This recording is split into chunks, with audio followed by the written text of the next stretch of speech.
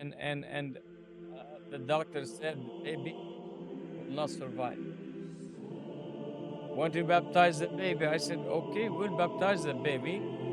I have already holy water, reserved holy water, and we had a prayer in the hospital, and with the Q-tip, put the water blessing on his head, on his hands, and on his feet, and I offered a fervent prayer of intercession.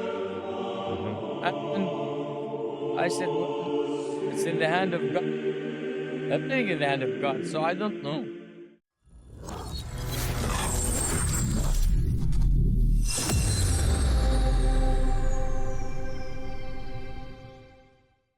Welcome back to our next episode here. And tonight I thought we'd maybe lighten it up, not necessarily, but talk about something fun, and that is miracles.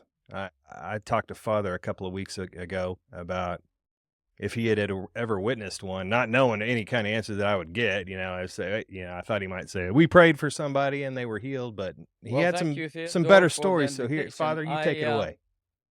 We don't boast about miracles. Our life is a miracle itself. That we are breathing, that we are seeing, that we are hearing, that we are moving, that we are alive.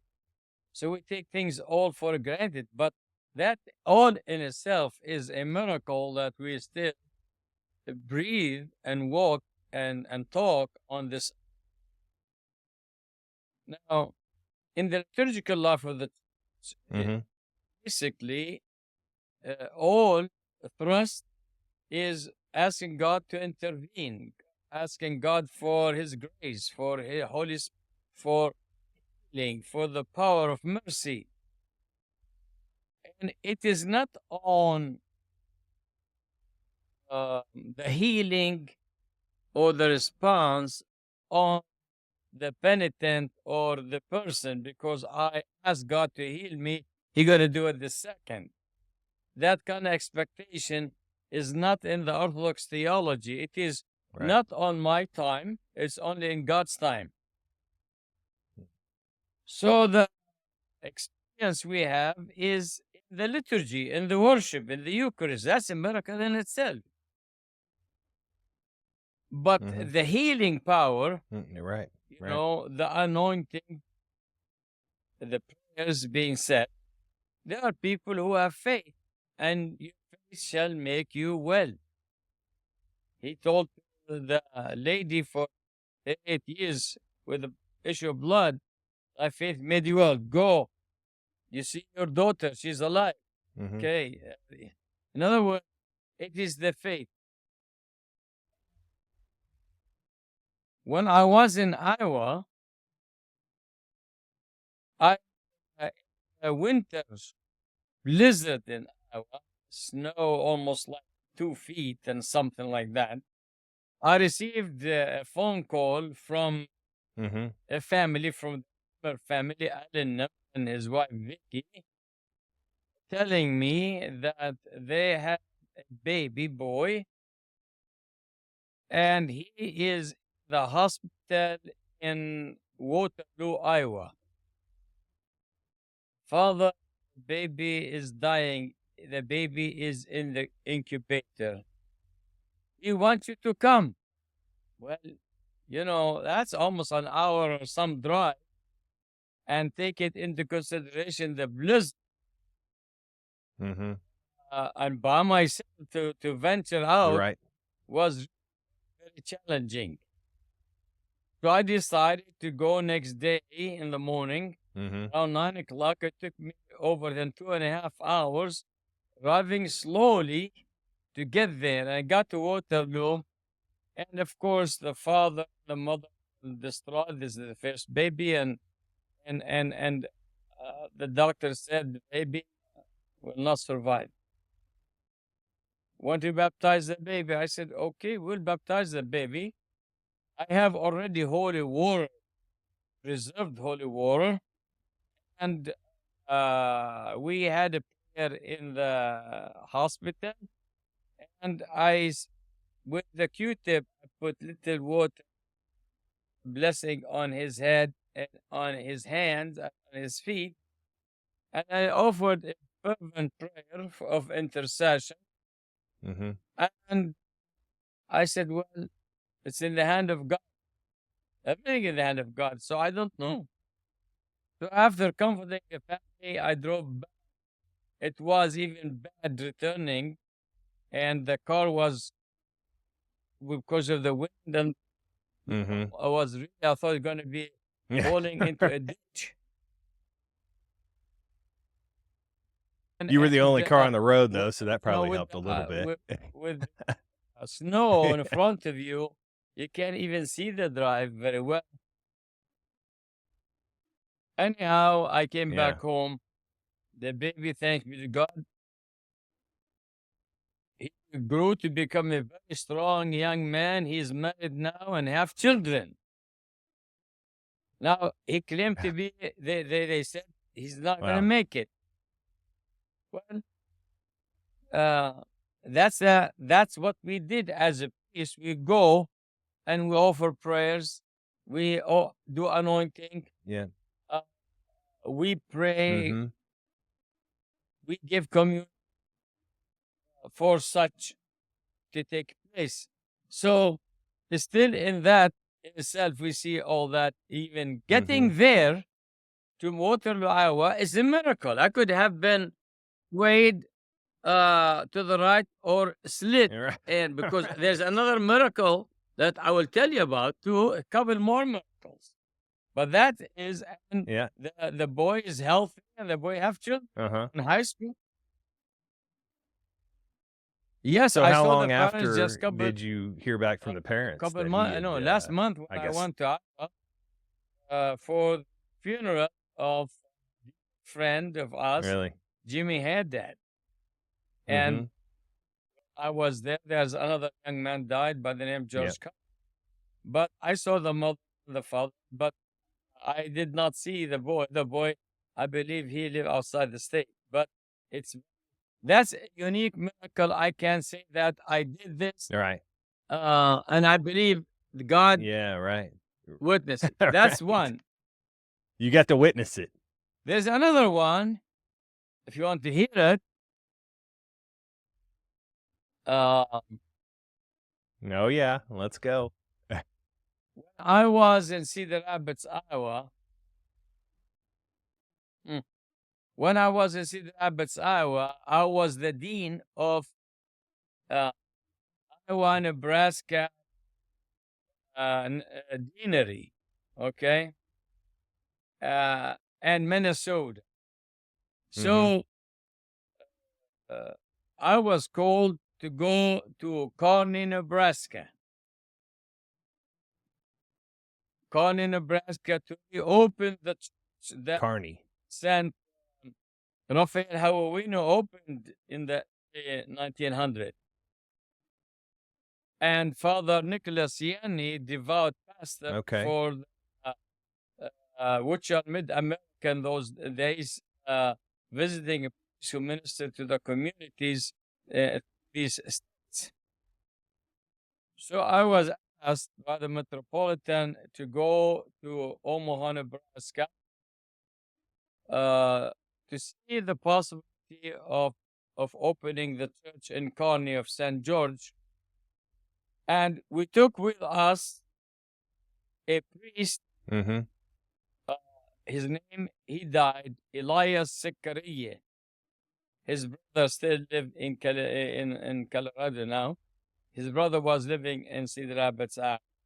So we said, go, and the few of us will go to Kearney. Well, we got Father Elias says, no, you and Father Jihad Michael go to Kearney. So we drove to Kearney, Nebraska. We got to meet with the parish council. We discussed the possibilities of having a priest coming. And they were anxious to have a priest after so long. So on the way back, we heard the news it's going to be a storm Right. hitting Lincoln, Nebraska. So we drove to, it's thunderstorm. Like No, a not thunderstorm. thunderstorm? Snowing. Snow Yeah. blizzard. Yes. And Oh, another blizzard. we were Another. not to get home. So we drove, and when we came into close to Lincoln, Nebraska, the snow was high, maybe over already 2 feet in certain areas. And I have Dodge, big, huge car. I was driving. I did not realize I was going this way. Yeah. And I found myself going, the car goes this way and hits in between the highway in the middle, the medium. And it's The just like median. you took the pen and you put it from here to the side. I got scared so much that I thought we are dead, me and Father Jihad Michael. And so Right. the car I didn't turn the car off. I kept it and waited for about 10 minutes, maybe 15 minutes or so, just to calm myself down. And I began to ask the patron saint of St. George, Right. Saint Mary, to help us. And so I said, Father, let's make the sign of the cross and move forward. So I did, and slowly I started moving the car forward. Somehow, somewhere, I was able to move it up, and turn it back from west to east, because I'm heading east. There's no trucks. It's about 4 o'clock. It's a blizzard. It's sleets. And Yeah. as I'm driving slowly now, I tell Father, something wrong with the car. I'm going to stop. It's wobbly.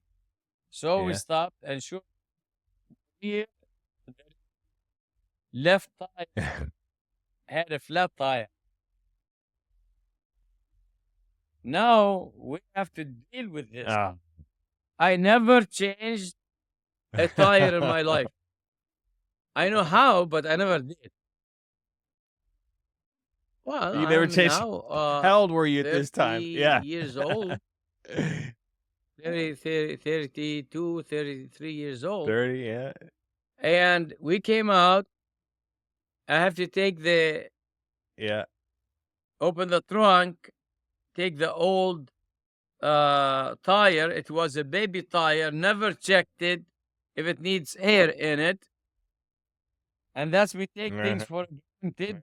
Our life, we take it for Right. granted. We didn't have this personal checkup. Right. Trying to find the right Right. equipment to lift up the car. We got it. And now we're trying to, he's watching the slowly, sometime a truck, or, I put the blinker on, and All right. a few cars passed us, but not that much. Nobody stopped, just very slowly away from us. So now I got ready, lifted the car in the back, and I got the wrench, and I tried, and I could not. Everything was frozen. No storm. Right. So This is in the middle of a snowstorm. I Right. said, let's go back. After my suit is getting wet. My eyes is freezing. Hair, it's all asleep. Right. I said, let me open, see what I have in the trunk. What I have in the trunk, that much of a stack of the church calendars. The funeral homes will make calendar for us and advertisement, but the icons of the Mary and the saints on them and this and that. I said, Father, I just going to get all these calendars and kneel on them. See if that will happen. And you also put your pressure with your foot as I try to turn it. to unlock the bolt, and we struggled. Finally, we did.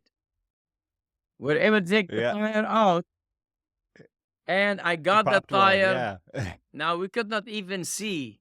I don't know what happened, but I put the tire back, Uh-huh. and we start driving. Still, the tire is not the right way. The car is wobbly. So I said, Father, we're going to drive slowly till we see a gas station. Maybe about 3-4 miles or so, we saw because we were in the suburb of Lincoln. We stopped by a gas station. We were really wet, and our eyes just burning from the sleets and all that. It's freezing our hands, and so we stopped And by the cold. guy, and Yeah. the man says, "What can Yeah. I help you with?" And I said, "Well, if you can help us to fix our tire, we have a flat tire." He came and he looked under the canopy where we parked the car. He looked at it. He says, "You are lucky you are alive."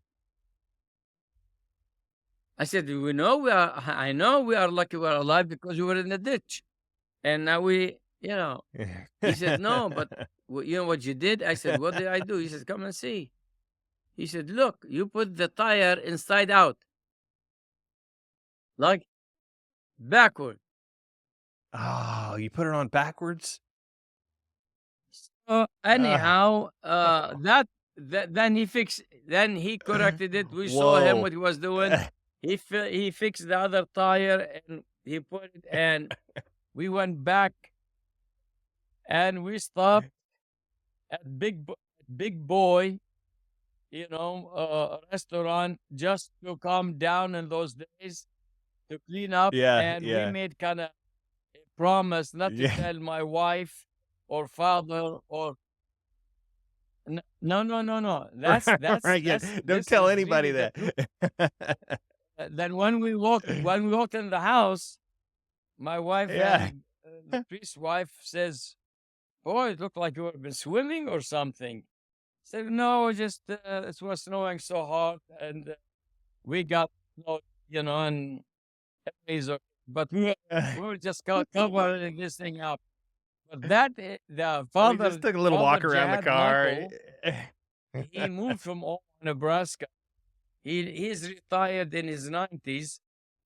He is in Phoenix, Arizona, and I just saw him a year ago with his beloved wife and some members of his family. But he was with me, and we are witness. This is not one miracle. Two birds in one stone. Yeah. Two birds in one stone. Right. That's a miracle. That's a Right. miracle. The the miracle is, how did you I get a have no tire on idea. backwards? I How'd have you do no that? idea. I mean, both of us were blind. I don't know what happened. Ugh, man, that could have been a And lot worse. A uh, lot uh, uh, worse. that's another one. There's another miracle that took place here It's funny. in Oklahoma City. Maybe we'll do another segment for that one.